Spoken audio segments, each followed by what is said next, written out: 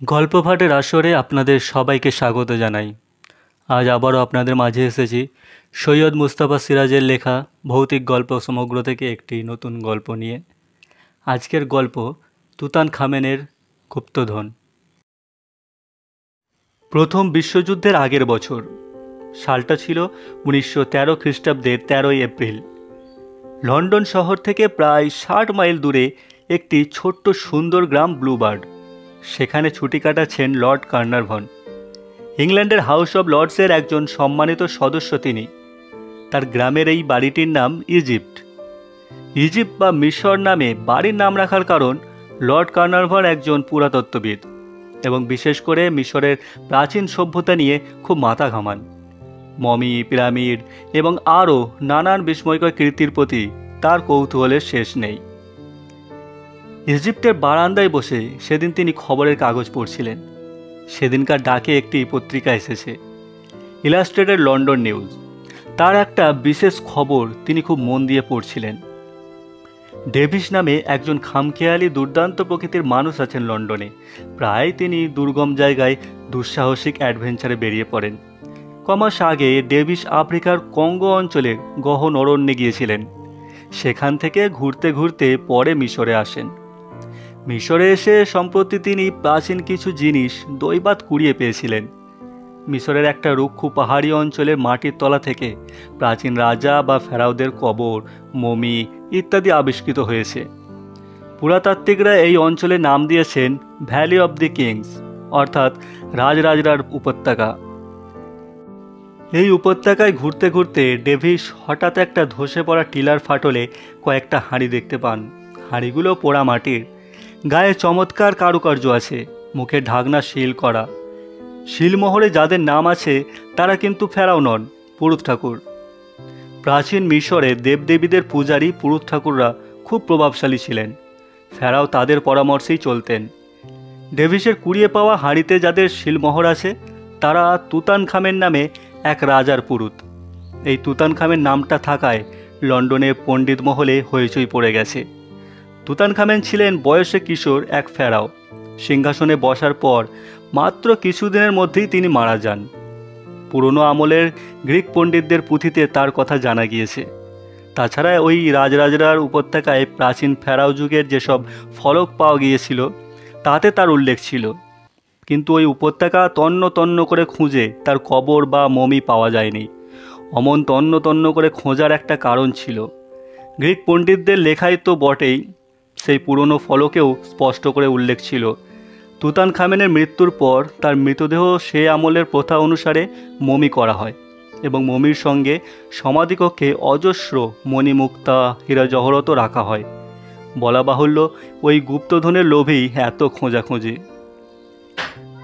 শুধু পুরাতাত্ত্বিক পণ্ডিতরা নন, অনেক ধনলোভী দুর্দান্ত প্রকৃতির মানুষ, এমনকি চোর ডাকাতরাও রাজরাজরার উপত্যকা চষে ফেলেছে, কিন্তু তুতানখামেনের কবরের কোনো হদিস পায়নি কেউ।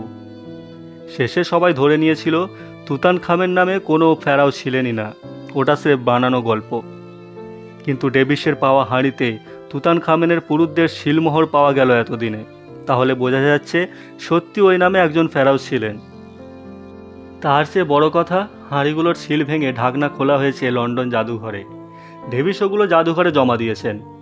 ইংল্যান্ডের আইনের এই রীতি, পৃথিবীর যেখানেই হোক কোনো ইংরেজ বা ব্রিটিশ সাম্রাজ্যের প্রজা প্রাচীন কোনো জিনিস কুড়িয়ে পেলে কিংবা উদ্ধার বা আবিষ্কার করলে তা জাদুঘরে জমা দিতেই হবে, নয়তো জেল খাটতে হবে। ডেভিস তাই ওগুলো জমা দিতে বাধ্য হয়েছেন।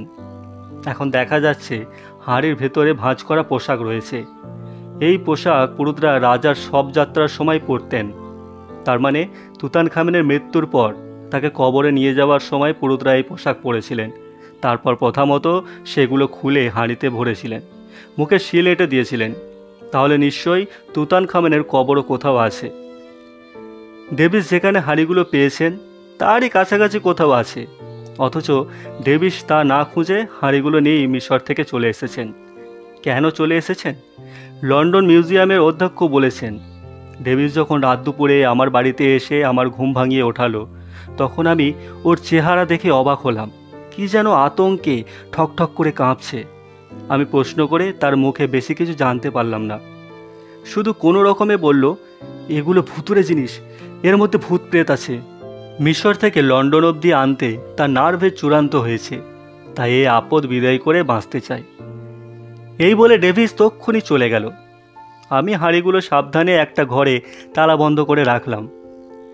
পরদিন সকালে শুনি ডেভিস রাস্তায় মরে পড়ে আছে। তার লাশ মর্গে নিয়ে যাওয়া হয়, কিন্তু ডাক্তাররা মৃত্যুর তেমন কোনো কারণ খুঁজে না পেয়ে বলেছেন হার্ট ফেল।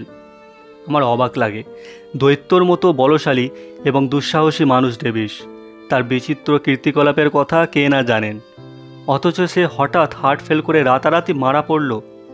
এবং আমার কাছ থেকে যাওয়ার পরেই। এর কোনো মাথামুন্ডু খুঁজে পাচ্ছি না। ব্যাপারটা রহস্যময়।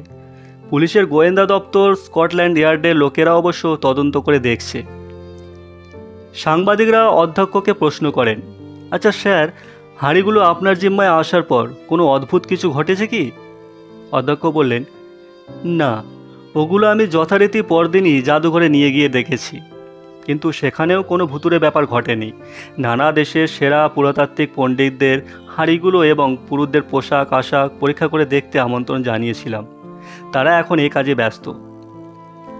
লর্ড কার্নারভন ইলাস্ট্রেটেড লন্ডন নিউজের এই বিস্তারিত খবরটা পড়ে উত্তেজিত হয়ে উঠলেন। তুতানখামেন সম্পর্কে জানার জন্য তার কৌতূহল অনেক দিনের। প্রচুর পুঁথিপত্র হাতড়েছেন।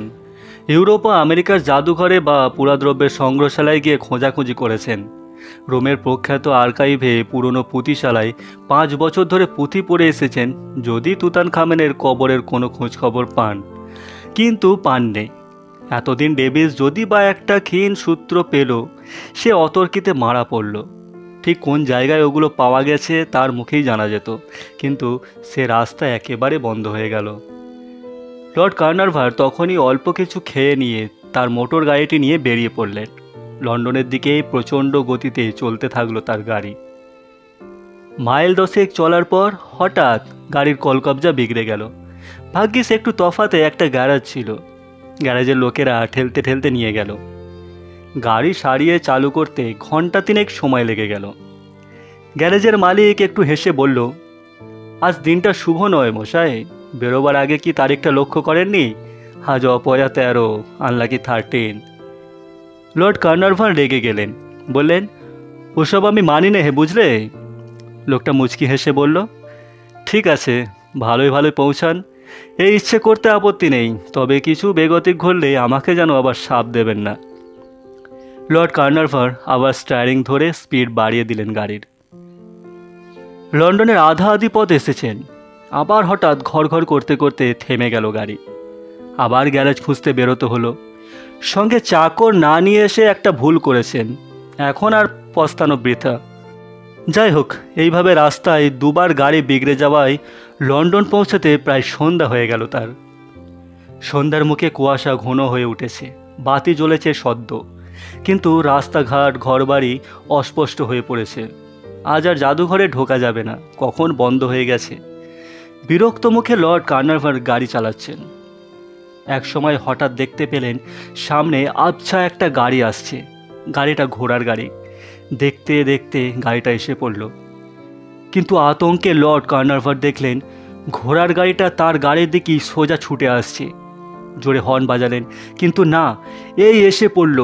লর্ড কার্নারভন ব্যস্ত হয়ে গাড়ির মুখ ঘুরিয়ে ব্রেক চাপলেন। সঙ্গে সঙ্গে তার গাড়ি উল্টে গিয়ে পাশের একটা খানায় পড়ল। প্রচণ্ড আঘাতে অচেতন হয়ে পড়লেন তিনি। লোকজন দৌড়ে এলো চারপাশ থেকে। ততক্ষণে ঘোড়ার গাড়িটা কুয়াশার মধ্যে মিলিয়ে গেছে। তারা সাংঘাতিক আহত লর্ড কার্নারভনকে হাসপাতালে পৌঁছে দিল। লর্ড কার্নারভনের জ্ঞান ফিরল 3 দিন পরে, কিন্তু তারপর তিনি যা বললেন শুনে তো ডাক্তাররা উদ্বিগ্ন হয়ে ভাবলেন, এই রে, দুর্ঘটনার ধাক্কায় লর্ড সাহেবের মাথার গোলমাল হয়ে গেছে। লর্ড বললেন, ঘোড়ার গাড়িটার ঘোড়াগুলো কালো রঙের, কোচোয়ানের পরনে ছিল প্রাচীন মিশরের পোশাক। আরোহীকে অস্পষ্ট দেখেছি, মনে হয়েছে তার মাথায় ফেরাওয়ের মুকুট ছিল। হাউস অব লর্ডসের সদস্য বলে কথা, তার চিকিৎসার কোনো ত্রুটি হবে না। তাকে নিয়ে যাওয়া হলো মানসিক ব্যাধির ওয়ার্ডে। খ্যাতিমান মনস্তত্ত্ববিদ ডাক্তাররা নানাভাবে পরীক্ষা করে দেখে বললেন, না, লর্ড সম্পূর্ণ সুস্থ এবং স্বাভাবিক। তবে সেই ঘোড়ার গাড়ির ব্যাপারটা যেভাবে বর্ণনা করছেন তাতে বোঝা যায় উনি তখন হ্যালোসিনেশনে আচ্ছন্ন ছিলেন, অর্থাৎ চোখের ভুল। মিশর সংক্রান্ত খবর পড়ে দ্রুত লন্ডনে ফিরে আসছিলেন এবং সারা পথ মাথায় ওই চিন্তায় ছিল, তাই কুয়াশা এবং আবছা অন্ধকারে ঘোড়ার গাড়িটা দেখে ওই ভুল করে ফেলেছেন। ভুলের ফলেই উনি তাড়াতাড়ি ব্রেক চাপেন এবং গাড়ি স্বাভাবিকভাবেই উল্টে যায়। এমনও হতে পারে হ্যালোসিনেশনের ফলে আতঙ্কে গাড়িটা ঘুরিয়ে দিয়েছিলেন খানার দিকে। লর্ড কার্নারভন সুস্থ হয়ে বাড়ি ঢুকলেন, কিন্তু এবার তার ব্যক্তিগত চিকিৎসকরা তাকে পরীক্ষা করে দেখে বললেন, সামনের শীতকালটা আপনার শরীরের পক্ষে বিপজ্জনক হওয়ার আশঙ্কা আছে, তাই ওই সময় আপনার কোনো গ্রীষ্মপ্রধান দেশে থাকা উচিত। বন্ধুরা পরামর্শ দিলেন ভারতে যেতে, কিন্তু লর্ড কর্নারভন আনন্দে নেচে উঠলেন। মিশরও তো গ্রীষ্মপ্রধান দেশ, তিনি মিশরেই যাবেন। নিছক বেড়াতে যাবেন না, হ্রদ দেখা কলা বেচার মতো মিশরে গিয়ে পুরাতাত্ত্বিক অভিযানে নামবেন। সেই রাজরাজার উপত্যকায় তন্ন তন্ন অনুসন্ধান চালাবেন। কোথায় ডেভিস হাঁড়িগুলো পেয়েছিল খুঁজে বের করবেন। মাটি খুঁড়তে তো হবেই, এজন্য লোকজন দরকার, অভিজ্ঞ তদারককারীও চাই, এজন্য প্রচুর টাকা দরকার, ইংল্যান্ডের দরবার থেকে অনুমতিও দরকার। লর্ড কার্নারভনের দুটোরই কোনো অসুবিধা ছিল না। তিনি সদল বলে মিশরের ভ্যালি অব দি কিংসে গিয়ে তাঁবু পাতলেন। এদিকে যেদিন লর্ড কার্নারভনের দুর্ঘটনায় আহত হন, সেদিনই আরেকটি বিচিত্র ঘটনা ঘটেছিল। হাওয়ার্ড কার্টার নামে এক যুবক চাকরির খোঁজে হন্য হয়ে বেড়াচ্ছে। লেখাপড়া মোটামুটি করেছে, কিন্তু তার ঝোঁক ছবি আঁকাতে, বিশেষ করে ড্রয়িংয়ে হাত তার বেশ পাকা। তখনকার দিনে কলকারখানার ব্যাপারে ড্রয়িং জানা লোকের দরকার হতো, এখনও হয়, কিন্তু নিছক ড্রয়িংয়ে হাত থাকলে তো আর চাকরি পাওয়া যায় না। ইঞ্জিনিয়ারিং বা কারিগরি বিদ্যাও পেটে থাকা চাই। কার্টারের সেসব কিছু ছিল না। 1913 সালে 13 এপ্রিল কার্টার মনমরা হয়ে বসে আছে ভিক্টোরিয়া পার্কে একটা গাছের তলায়। হতাশায় সে ভেঙে পড়েছে, মনে মনে সংকল্প করছে আত্মহত্যা করে বেকার জীবনের যন্ত্রণা থেকে নিষ্কৃতি খুঁজে নেবে। সে জায়গাটা একেবারে নির্জন। একসময় সে তৈরি হয়ে উঠে দাঁড়ায়, গাছের ডালে মাফলার বেঁধে ফাঁস বানাবে এবং ঝুলে পড়বে। গাছে চড়তে যাচ্ছে, হঠাৎ কে পেছন থেকে হো হো করে হেসে উঠল। কার্টার চমকে উঠল, ঘুরে দেখল একটা পাগলাটে চেহারার বুড়ো ভিখারি গোছের লোক কখন এসে দাঁড়িয়েছে পেছনে এবং তার দিকে তাকিয়ে হাসছে। কার্টার ক্ষোভে ও রাগে বলে উঠল, দাঁত বের করার কি আছে এতে? বুড়ো বলল, আছে বই কি, আলবাত আছে। এই তাজা জোয়ান বয়সে এমন মরার শখ দেখলে হাসি পাওয়ারই কথা। কার্টার একটু অবাক হয়ে বলল, মরতে যাচ্ছি কে বলল তোমাকে? দেখেই বোঝা যায়। বুড়ো এসে কার্টারের কাঁধে হাত রেখে বলল, শোনো বাছা, তোমাকে একটা ভালো খবর দিই। যে জন্য মরতে যাচ্ছ তার একটা সুব্যবস্থা হয়ে যাবে। তুমি এক্ষুনি চলে যাও লন্ডন মিউজিয়ামের অধ্যক্ষ মশাইয়ের কাছে, গিয়ে বলো বেন্নেস আমাকে পাঠিয়েছেন, আমি ড্রয়িংয়ের কাজটা ভালোই পারি। ব্যাস, দেখবে তোমার চাকরি তো হয়ে যাবেই, উপরন্তু এই থেকে তুমি একদিন পৃথিবীর নামী লোক হয়ে উঠবে। যাও, এক্ষুনি চলে যাও। কার্টার হাঁ করে তাকিয়েছিল ওর মুখের দিকে। এসব কথা শুনে সে তো খুবই অবাক। এই লোকটা কেমন করে তার সব কথা জানল? কে? লোকটার পোশাকের দিকে এতক্ষণে চোখ গেল কার্টারের। এমন অদ্ভুত পোশাকও তো সে কসমিনকালে দেখেনি। পোশাকটা ছেঁড়াখোড়া এবং নোংরা বটে, কিন্তু একসময় দামিই ছিল। কেমন একটা বিশ্রী দুর্গন্ধও নাকে লাগছে। কার্টার বলল, তুমি নিশ্চয়ই পাগল টাগল বটে, যাও, বিরক্ত করো না। লোকটার কাঁধ ছেড়ে দিয়ে ফের হো হো করে হেসে বলল, ভাগ্য লক্ষ্মীকে পায়ে ঠেলতে নেই বাছা, যা বললাম শুনলে বরাত খুলে যাবে। এখন মানা না মানা তোমার ইচ্ছে। বলে সে হনহন করে চলতে শুরু করলো এবং ঝোপঝাড়ের আড়ালে মিলিয়ে গেল। কার্টার অবাক হয়ে বসে রইল কিছুক্ষণ। তারপর তার মনে হলো, দেখা যাক ওর কথা সত্যি না মিথ্যে। সে পার্ক থেকে বেরিয়ে সোজা চলে গেল জাদুঘরে। সেখানে কর্মচারীদের কাছে জিজ্ঞেস করে জানল, সত্যি একজন ভালো ড্রয়িং জানা লোক খোঁজা হচ্ছে। কার্টার অধ্যক্ষ মশাইয়ের সঙ্গে দেখা করার অনুমতি পেল। অধ্যক্ষ বলল, কি চাই? বেন্নেস নামে এক বুড়ো ভদ্রলোক আপনার কাছে আসতে বললেন, তাই এলাম। আপনারা নাকি ড্রয়িং জানা লোক খুঁজছেন, কার্টার জানালো। অধ্যক্ষ ভুরু কুঁচকে বললেন, কে বললে? বেন্নেস। বেন্নেস? সে আবার কে? কেমন চেহারা বলো তো? কার্টার তার চেহারা ও পোশাকের মোটামুটি একটা বর্ণনা দিল। ঘরে অধ্যক্ষ এবং আরও জনাতিনেক ভদ্রলোক ছিলেন। তারা মুখ চাওয়াচাই করছিলেন। তাদের চোখে মুখে বিস্ময়ের ভাব ফুটে উঠেছে। কার্টার বলল, আপনি কি তাকে চেনেন না স্যার? অধ্যক্ষ একটু হেসে বললেন, তুমি নিশ্চয়ই রসিকতা করছো যুবক। একজন বেন্নেসকে আমি এবং এই ভদ্র মহোদয়রা চেনেন বটে, কিন্তু সে চেনাও মাত্র 2 দিন আগে। তবে ঘরের 3 জন ভদ্রলোকই হেসে উঠলেন। অধ্যক্ষকে থামতে দেখে কার্টার জিজ্ঞেস করল, তবে কি স্যার? অধ্যক্ষ হঠাৎ টেবিলের সামনে ঝুঁকে ক্রুদ্ধ স্বরে বলে উঠলেন, এ রসিকতার অর্থ কি? কার্টারও অপ্রস্তুত হয়ে বলল, আমি রসিকতা করিনি স্যার, সত্যি বলছি। মাত্র কিছুক্ষণ আগে ভিক্টোরিয়া পার্কে ওর সঙ্গে দেখা হলো, ঈশ্বরের দিব্যি। ঘরের একজন ভদ্রলোক এবার বললেন, শোনো ভাই, ব্যাপারটা খুলেই বলি। বেন্নেস নামে একজন পুরুত ছিলেন 5000 বছর আগে মিশরে। তিনি ছিলেন ফেরাও তুতানখামেনের পুরুত। সম্প্রতি 2 দিন হলো ডেভিস নামে এক অভিযাত্রী মিশর থেকে কিছু জিনিস এনেছেন। তার মধ্যে কয়েকটা মাটির হাঁড়ি আছে। একটা হাঁড়ির ঢাকায় ওই বেন্নেসের শিলমোহর আছে এবং ভিতরে আছে তার পোশাক। রাজার সব যাত্রার বেন্নেস সেই পোশাক পরেছিলেন। এবার বুঝতে পারছো তো কেন অধ্যক্ষ ক্রুদ্ধ হয়েছিলেন? কার্টার শিউরে উঠল। সর্বনাশ! তাহলে কি সেই বেন্নেসের ভূতের সঙ্গে তার পার্কে দেখা হলো? কাঁধে হাত রেখেছিল যেখানে, সেখানটায় এতক্ষণে রক্ত জমে গেছে মনে হলো। এরপর অতি কষ্টে এবং কাঁপতে কাঁপতে সে বলল, দয়া করে আমাকে বেন্নেসের পোশাকটা একবার দেখাবেন। পোশাক পাশের একটা টেবিলেই ছিল। ওরা 3 জনেই পুরাতাত্ত্বিক, এতক্ষণ সেগুলোই পরীক্ষা করছিলেন। কার্টারকে পোশাক দেখিয়ে দিতেই কার্টার অস্ফুটে চিৎকার করে অজ্ঞান হয়ে গেল।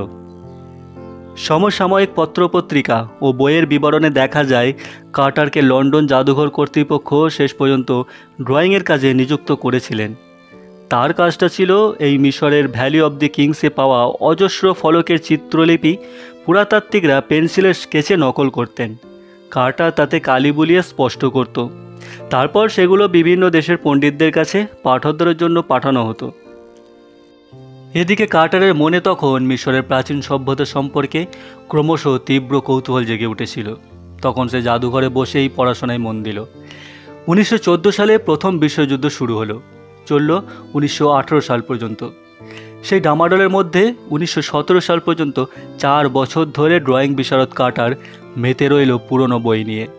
প্রাচীন মিশর তাকে পেয়ে বসেছিল। বিশেষ করে পুরুত বেন্নেসের সেই অত্যাদ্ভুত আবির্ভাব কার্টারকে রহস্যের গোলকধাঁধায় ঘুরিয়ে মারছিল।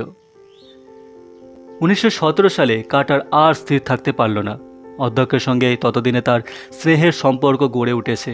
কার্টার বলল, আমি মিশরে গিয়ে তুতানখামেনের কবর খুঁজে বের করব, আমাকে সেখানে যাওয়ার ব্যবস্থা করে দিন। অনেক সাদাসাদির পর অনুমতি পাওয়া গেল। তবে অধ্যক্ষ বললেন, দেখো বাবা, তুমি কিন্তু পুরাতাত্ত্বিক হিসেবে পণ্ডিত সমাজে স্বীকৃত নও, তাই তোমাকে স্বাধীনভাবে কাজ করার অনুমতি দেওয়া যাবে না। বরং অন্য উপায়ে সে ব্যবস্থা করছি। তুমি আমার চিঠি নিয়ে চলে যাও মিশরে। সেখানে লর্ড কর্নারভর 4 বছর ধরে অনুসন্ধান চালাচ্ছেন। তুমি তার সঙ্গে দেখা করো, তার দলে থেকেই তুমি তোমার কাজ করতে পারবে। কার্টার তার চিঠি নিয়ে চলে এলো মিশরে। ভ্যালি অব দি কিংসে পাহাড়, মরু ও রুক্ষ অনুর্বর এলাকায় লর্ড কর্নারভনের তাঁবু খুঁজে বের করলো। লর্ড খুশি হলেন এই মেধাবী বুদ্ধিমান যুবককে পেয়ে। দ্বিগুণ উদ্যমে তন্ন তন্ন করে খোঁজা শুরু হলো। যেখানে সন্দেহ হয় সেখানেই মাটি খোঁড়া চালাতে থাকে, কিন্তু তুতানখামেনের কবরের কোনো পাত্তা পাওয়া যায় না।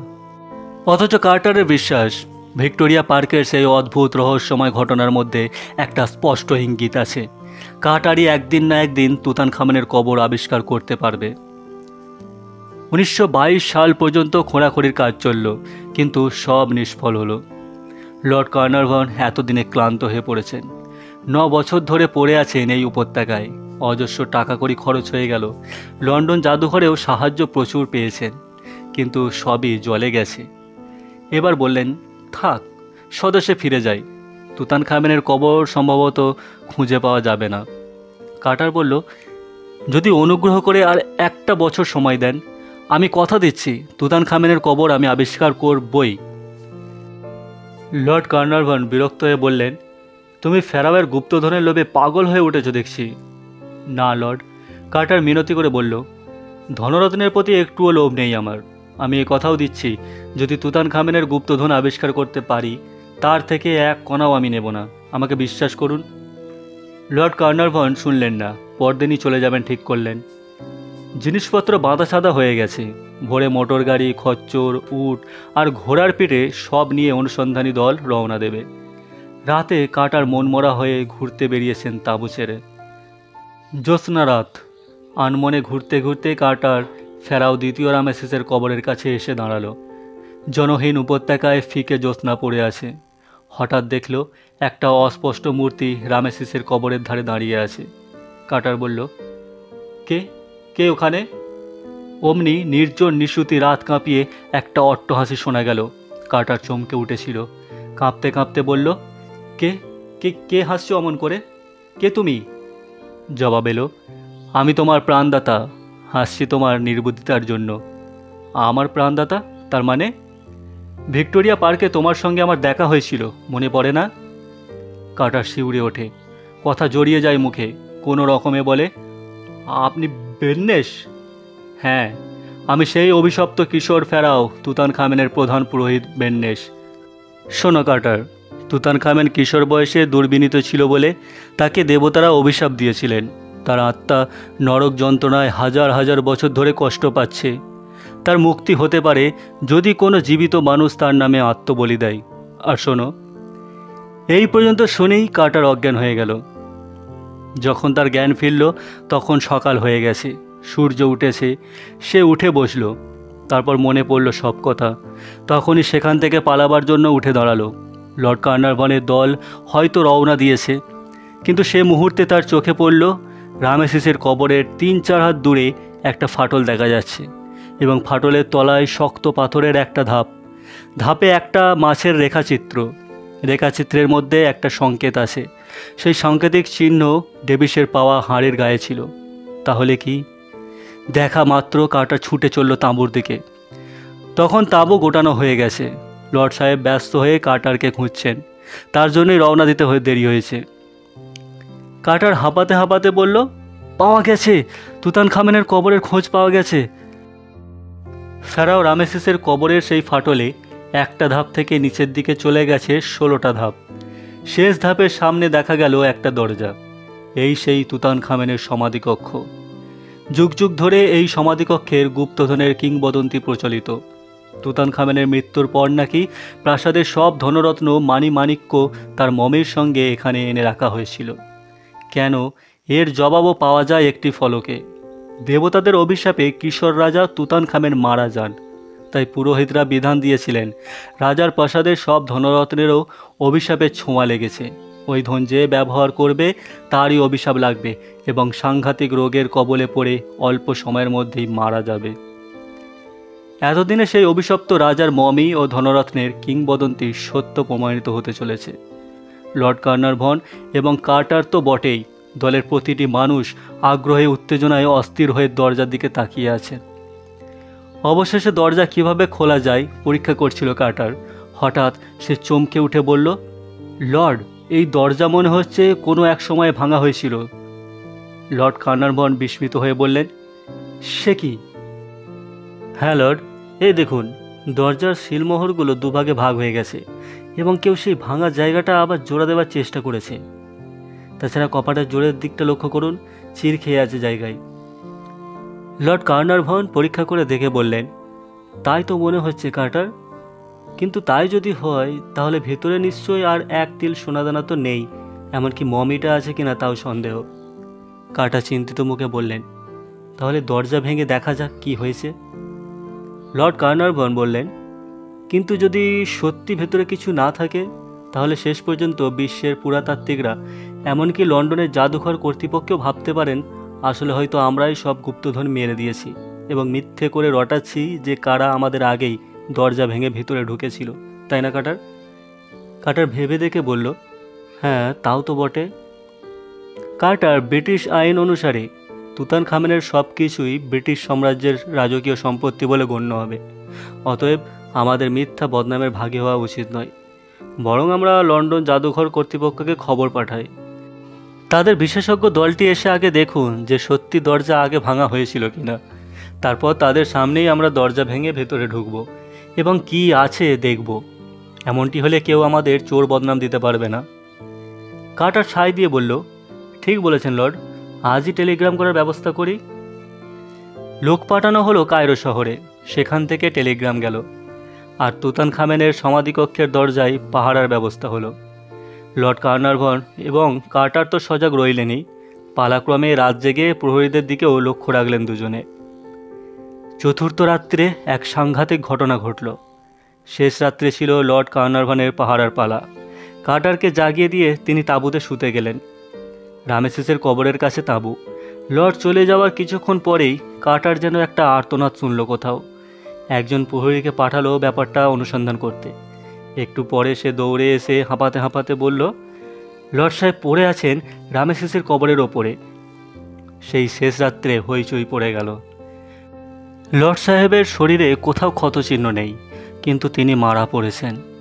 মুখের কষায় জেলার সঙ্গে রক্ত আছে, নাকেও কয়েক ফোঁটা টাটকা রক্ত।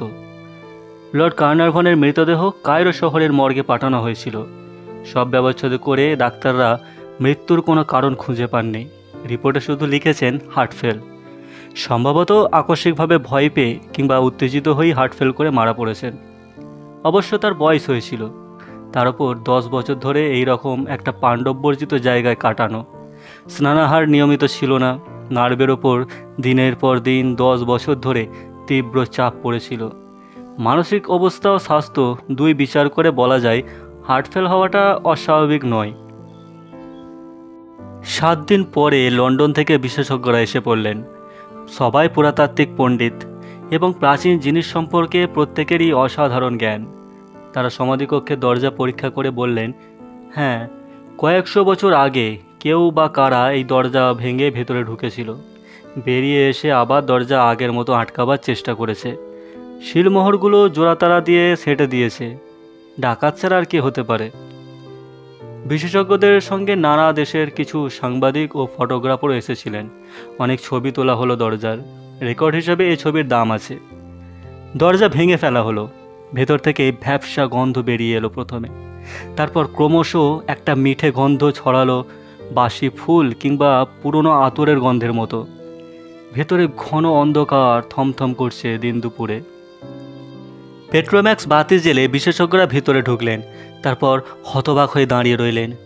ঘরের মেঝেই ছড়িয়ে রয়েছে কিছু ডালা ভাঙা বাক্স প্যাটেরা, সিন্দুক এবং মেঝের ওপর বহুমূল্য প্রাচীন কাপড় চোপড় আর কিংবদন্তি খ্যাত সেই সোনা, হীরা, মণিমুক্ত।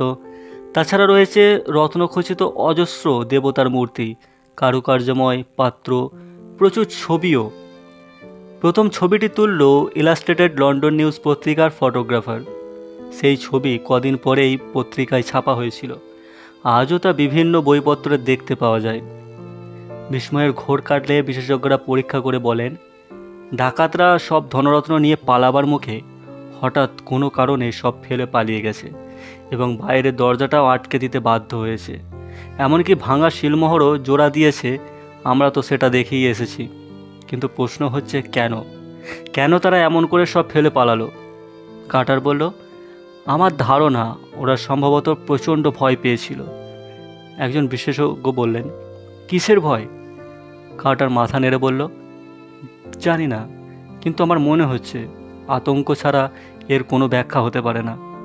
যেন তারা কোনো অশরীরী আত্মার বিভীষিকা দেখে পালিয়ে গিয়েছিল এই ঘর থেকে। এ ঘরে তুতানখামেনের মমি নেই। সামনে একটা ছোট্ট দরজা দেখা যাচ্ছিল। সেই দরজাটা কিন্তু অক্ষত। তার জোরে তুতানখামেনের সাংকেতিক চিহ্ন আঁকা শিলমোহর। ভাঙা হলো সেটা। ভেতরে ঘুপটি একটা ঘর। ঘরের মাঝখানে কফিন দেখা গেল। কফিনের ভেতর তুতানখামেনের মমি।